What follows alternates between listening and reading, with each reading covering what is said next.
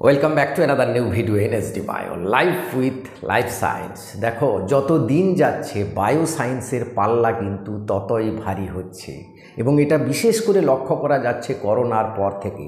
তাই ইদানিং আর দুর্বল ছেলেরা বায়ো সায়েন্স পড়ে না, কিন্তু যারা টার্গেট ফিক্সড করে নিয়েছে যে আমি এই মেডিকেল লাইনে বা এই অ্যাসোসিয়েটেড মেডিকেল লাইনে বা এই লাইনে সাকসেস হতে চাই, তারা কিন্তু বায়ো সায়েন্স নিয়ে পড়ছে এবং তাড়াতাড়ি জব পেয়ে যাচ্ছে, পিওর সায়েন্সের থেকেও অনেক বেশি সাকসেস লাভ করছে। আগেকার দিনে কী হতো, যারা অঙ্কে দুর্বল বা ফিজিক্সে দুর্বল তারা বায়ো সায়েন্স নিত। এখন কিন্তু সিনারিও পাল্টে গেছে। তার কারণ হচ্ছে বায়ো সায়েন্সে অনেকগুলো দিক খুলে গেছে, যেগুলোতে সাকসেস হওয়ার চান্স কিন্তু খুব বেশি এবং তাড়াতাড়ি সাকসেস পেয়ে যাচ্ছে। এবং তোমার যে টার্গেট, অর্থাৎ তুমি কতদিন পড়াশোনায় আর দেবে, কত আগে তোমার চাকরিটা দরকার আছে, সেই টার্গেট নিয়ে তুমি যদি বায়ো সায়েন্স নাও তাহলে কিন্তু তোমাকে সাবজেক্ট চুজ করে নিতে হবে, সেক্টর চুজ করে নিতে হবে। এখানে আমি তোমার জন্য বায়ো সায়েন্স ভালো না পিওর সায়েন্স ভালো সেই নিয়ে আলোচনা করব এবং তুমি কোন লাইনে যেতে চাও বায়ো সায়েন্স পড়ে, কি কি লাইন খোলা আছে সেই লাইনগুলো নিয়ে আলোচনা করব। বিশেষ করে কিছু মেডিকেল লাইন, কিছু অ্যাসোসিয়েটেড মেডিকেল লাইন এবং কিছু নন মেডিকেল লাইন যে রয়েছে বায়ো সায়েন্সের ক্ষেত্রে, সেই দিকগুলো আলোচনা করব এবং কোন লাইনে কি কি সাবজেক্ট কম্বিনেশন দরকার। তার কারণ হচ্ছে কি, শুধু বায়োলজি রেখে দিলাম দিয়ে বললাম আমি বায়ো সায়েন্স পড়ি, তাহলে কিন্তু মহা ভুল করে যাবে, কোনো কিছুই চান্স পাবে না তুমি পড়তে। তার জন্য কি কি সাবজেক্ট কম্বিনেশন দরকার এই সমস্ত আলোচনা করব। ফিউচার কেরিয়ার কি কি রয়েছে সেই নিয়ে আলোচনা করব। তাই ভিডিওটা অবশ্যই শেষ পর্যন্ত দেখো, ভালো লাগলে লাইক করে বন্ধুদের শেয়ার করে দিও। দেখো, প্রথমে আমি বলছি বায়ো সায়েন্স কাকে বলবো। দেখো, যারা physics chemistry biology PCB combination নিয়ে পড়ছে তাদের অ্যাকচুয়ালি বায়ো সায়েন্স বলে। না স্যার, আমার ফিজিক্স তো ভালো হয় না, কেমিস্ট্রি বায়োলজি রাখতে চাই, তার সঙ্গে নিউট্রিশন ইভিএস বা অন্যান্য কোনো সাবজেক্ট রাখতে চাই, ফিজিক্স রাখতে চাই না, ম্যাথ রাখতে চাই না, তাহলে আমি কি বায়ো সায়েন্স হব? হ্যাঁ, কেমিস্ট্রি বায়োলজি থাকলেও তাকে বায়ো সায়েন্স বলে। তবে তার ক্ষেত্রে কিছু সেক্টরে জায়গা কমে যাচ্ছে, সেই পরীক্ষাগুলো সে দিতে পারবে না বা সেই লাইনগুলো যেতে পারবে না, সেগুলো দেখবে খেয়াল করে। পিওর সায়েন্স হচ্ছে কি পিসিএম বলে, ফিজিক্স কেমিস্ট্রি ম্যাথামেটিক্স। হ্যাঁ, পিসিএম ফিজিক্স কেমিস্ট্রি ম্যাথামেটিক্স এই তিনটি সাবজেক্ট নিয়ে ফোর্থ সাবজেক্ট যদি বায়োলজি রাখে সে, তার জন্য মেডিকেল লাইন এবং টেকনিক্যাল লাইন অর্থাৎ ইঞ্জিনিয়ারিং লাইন, দুটো লাইন কিন্তু খোলা থাকছে। এবার তুমি পারবে কি পারবে না সেটা তোমাকে বিচার করতে হবে, কারণ এই চারটি কম্বিনেশান কিন্তু যথেষ্ট টাফ, যথেষ্ট সময় দিয়ে পড়তে হয় এবং যথেষ্ট বুদ্ধির দরকার হয়। তাই যাদের অধ্যাবসায় রয়েছে, যারা ব্রিলিয়ান্ট স্টুডেন্ট, তারাই কিন্তু এই কম্বিনেশান নেবে, না হলে নেবে না। এবার দেখো, ফিজিক্স কেমিস্ট্রি বায়োলজি এই তিনটি সাবজেক্ট নিলে তোমার কিন্তু তিনটে লাইন খোলা আছে, একটা মেডিকেল লাইন, একটা অ্যাসোসিয়েটেড মেডিকেল লাইন, আর একটা হচ্ছে নন মেডিকেল লাইন। আগে মেডিকেল লাইনটা বলি, কারণ বায়ো সায়েন্স পড়া মানে লোকের স্বপ্ন থাকে আমি ডাক্তার হব, তাই না? তো সেই ডাক্তারের কথাটা বলি, যেটা হচ্ছে এমবিবিএসের টার্গেট, যেটার জন্য তোমাকে নিট দিতে হয়। এইবার দেখো, NEET physics chemistry PCB combination নিয়ে নিট দেওয়া যাবে, হ্যাঁ দেওয়া যাবে, কিন্তু যেহেতু ফিজিক্সে এখানে ভালো স্কোর করতে হয়, বায়োলজি শুধু নয়, ফিজিক্স কেমিস্ট্রি বায়োলজি এই তিনটে মিলে নিট পরীক্ষা হয়, তোমরা জানো। যদি তুমি ফোর্থ সাবজেক্ট ম্যাথ রাখো, সেখানে ম্যাথে বেশি নাম্বার পেতে হবে না, কিন্তু ম্যাথটা যদি তুমি প্র্যাকটিস করো, ফিজিক্সে তুমি কিন্তু ভালো স্কোর করতে পারবে। এবার অনেকেই পিসিবি কম্বিনেশান নিয়ে পড়ে, তারা কি নিট লাগাতে পারে না? অবশ্যই লাগাতে পারে। যারা এক্সট্রা অর্ডিনারি তারা তো লাগাতেই পারবে সব জায়গায়, তাদের ক্ষেত্রে নয়। কিন্তু তুমি একটা জেনারেল স্টুডেন্ট, তোমার স্বপ্ন রয়েছে নিট দেওয়ার, ডাক্তার হওয়ার, তোমার ক্ষেত্রে ফোর্থ সাবজেক্ট যদি ম্যাথ থাকে, তুমি ফিজিক্সটাকে কভার করতে পারবে, কারণ ফিজিক্সে প্রচুর অঙ্ক থাকে। তাই এই কম্বিনেশান নেওয়া যায় কিনা একটু ভেবে দেখবে, তাতে তোমার উপকার হবে। এবার দেখো, তুমি নিট দিলে কি শুধু এমবিবিএস পড়া যায়? আর কিছু পড়া যায় না, অনেকগুলো জিনিস পড়া যায়। তোমার যদি স্কোর কম হয় তাহলে তুমি আয়ুষ পড়তে পারবে, যেটা হচ্ছে আয়ুর্বেদিক ডাক্তার। এখন আয়ুর্বেদিক ডাক্তার সারা ভারতবর্ষে প্রচুর রিক্রুট হচ্ছে।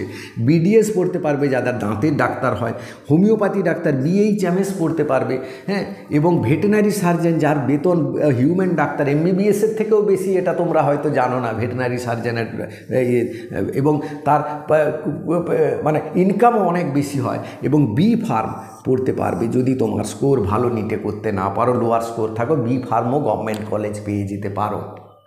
দেখো এতগুলো মেডিকেল লাইন তোমার যাওয়ার সম্ভাবনা আছে তুমি যদি নিট দাও। এবার নিট না দিয়ে কি বি ফার্ম পড়া যায় না? অবশ্যই পড়া যায়, প্রাইভেট কলেজে পড়া যায়, কোনো অসুবিধে নেই। এবার কিছু অ্যাসোসিয়েটেড মেডিকেল লাইন রয়েছে, সেক্ষেত্রে তুমি শুধু পিসিবি কম্বিনেশান নিলেই হবে। ফিজিক্স কেমিস্ট্রি মাথায় দরকার নাই এখানে না হলে, কারণ এটা এত ক্রিটিক্যাল পরীক্ষা নয়। যেমন বিএসসি নার্সিং পড়া যায়। বিএসসি নার্সিংয়ের জন্য তোমাকে জেনপাস ইউজি পরীক্ষা দিতে হবে ওয়েস্ট বেঙ্গলে পড়ার জন্য। অল ইন্ডিয়াতে বিএসসি নার্সিং পড়ার জন্য সিইউইটি ইউজি এক্সাম হয় একটা, সেই এক্সামটা দিতে হবে। এই কয়েকদিন মধ্যেই এর হয়তো ফর্ম ফিল আপ হবে, তাহলে তুমি অল ইন্ডিয়ার যে কোনো গভর্নমেন্ট কলেজ, প্রাইভেট কলেজে ভর্তি হতে পারবে। এএনএম জিএনএমে ফিজিক্স কেমিস্ট্রি বায়োলজির দরকার হয় না, মাধ্যমিকের উপর হয় পরীক্ষাটা, কিন্তু যারা সায়েন্স নিয়ে পড়ে তারা কিন্তু জিএনএমে স্কোর করতে পারে ভালো, কারণ সেখানেও ভৌত বিজ্ঞান জীবন বিজ্ঞানে অনেক প্রশ্ন থাকে। তাই যাদের উচ্চ মাধ্যমিকে ভৌত বিজ্ঞান জীবন বিজ্ঞান পড়া আছে তারা কিন্তু ভালো স্কোর করতে পারে এএনএম জিএনএমে। তো সায়েন্সের ক্ষেত্রে কিন্তু এএনএম জিএনএমের জন্য যদি যাদের টার্গেট আছে সায়েন্সে পড়লে তাদের ক্ষেত্রে ইজি হয়ে যায় ব্যাপারটা। এবার দেখো প্যারামেডিক্যাল পড়তে হলে তোমাকে ফিজিক্স কেমিস্ট্রি বায়োলজি এই তিনটে জিনিস লাগবে, এটা কিন্তু মনে রাখো। গভর্নমেন্ট কলেজে প্যারামেডিক্যাল দুভাবে হয়, একটা হচ্ছে বিএসসি আর একটা হচ্ছে ডিপ্লোমা। বিএসসি 3 বছরের, ডিপ্লোমা 2 বছরের কোর্স। তাই তুমি যদি ফিজিক্স কেমিস্ট্রি বায়োলজি নিয়ে পড়ো তবেই তুমি প্যারামেডিক্যাল এক্সামগুলো দিতে পারবে, নাহলে কিন্তু দিতে পারবে না। এবার ডি ফার্ম করা যায়, বি ফার্মও করা যায় পিসিবি কম্বিনেশন নিয়ে, ডি ফার্ম বি ফার্ম দুটোই করা যায়। এবং এইগুলোর কিন্তু এই প্রফেশনাল কোর্সগুলো কিন্তু মানে কোর্স কমপ্লিট হওয়ার পরেই কিন্তু তুমি আর একটা চাকরি পেয়ে যাওয়ার একটা বিরাট প্রবল সম্ভাবনা রয়েছে। কারণ এই জিনিসগুলো যত দিন যাবে, যত রোগ অসুখ বাড়বে, যত জনসংখ্যা বাড়ছে, তত এর ডিমান্ড বাড়বে, এটা নিয়ে কোনো সন্দেহ নাই। তার মানে কি সবাই চাকরি পেয়ে যাচ্ছে? না, সবাই চাকরি পাচ্ছে না। পাচ্ছে তারাই যাদের কোয়ালিটি আছে, যারা নার্সিং করে হাত ভালো করেছে, যারা ভালো রেজাল্ট করেছে, প্যারামেডিক্যাল করে যারা টেকনিশিয়ান ভালো হয়েছে তারা চাকরি পাচ্ছে এবং তারা প্রমোশন পাচ্ছে, তারা বেতনও বেশি পাচ্ছে। এই জায়গাগুলো খেয়াল রাখতে হবে, নাহলে অনেকেই কমেন্ট করবে আমি 3-4 বছর ধরে প্যারামেডিক্যাল করে বসে আছি, কোনো চাকরি পাইনি। পাবে না, সবাই চাকরি পায় না কোনো কোর্সে। এবার দেখো নন মেডিকেল কী আছে। পিসিবি কম্বিনেশান নিয়ে বিটেক করা যায়।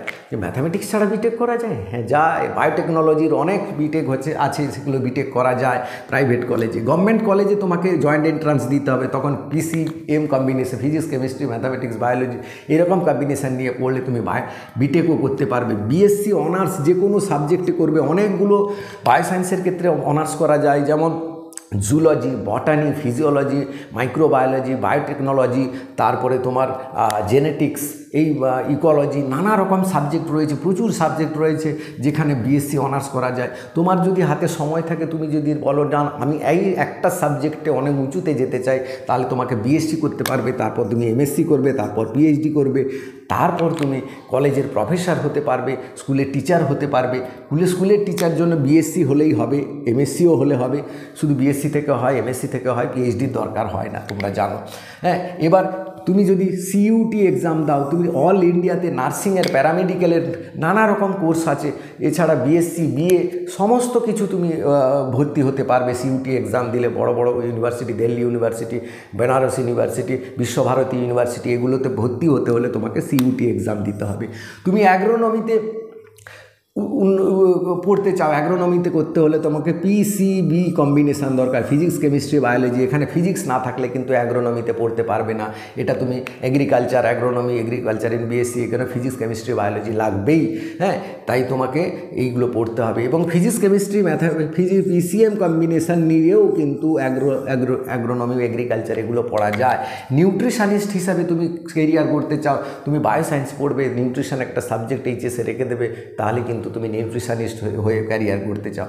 তো নানা রকম কেরিয়ার প্রসপেক্ট রয়েছে বায়োসায়েন্সে, এবং বায়োসায়েন্সের ডিমান্ড কিন্তু ধীরে ধীরে বাড়ছে এবং ভবিষ্যতে আরও বাড়বে। তাই যারা বায়োসায়েন্স নিয়ে পড়তে চাও, প্রথম থেকেই লেগে পড়ো। দেখো জীবনের সাকসেস তোমাকে কেউ আটকাতে পারবে না। তবে হ্যাঁ, তোমাকে সবসময় ভালো রেজাল্ট করে এগোতে হবে। এরকম নয় ভর্তি হয়ে গেলাম হুজুগে, তারপরে যা হোক করে পাশ করতে লাগলাম, তারপরে কোথাও অ্যাডমিশন পেলাম না, বা যা হোক করে একটা প্রাইভেট কলেজে ভর্তি হয়ে গেলাম, তো পাশ করে গিয়ে চাকরি পাচ্ছি না বলছি। এইগুলো কিন্তু হবে। যদি ভালো রেজাল্ট, ভালো ক্যারিয়ার করতে চাও, তাহলে কিন্তু তোমাকে নাম্বার 1 জায়গায় থাকতে হবে। তো এই ছিল আজকের ভিডিওটা অবশ্যই লাইক করে বন্ধুদের শেয়ার করে দিও। Thank you for watching.